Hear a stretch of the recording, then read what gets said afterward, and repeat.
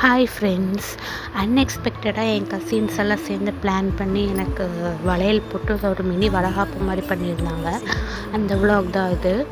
நைட்டே கால் பண்ணி நீங்கள் லன்ச் எதுவும் பண்ண வேண்டாம், நாளைக்கு நாங்கள் லன்ச் செஞ்சு எடுத்துகிட்டு வரேன்னாங்க. நான் சிம்பிளாக எனக்கு எதாவது பிடிச்சது செஞ்சு எடுத்துகிட்டு வருவாங்கன்னு தான் நினச்சிருந்தேன்.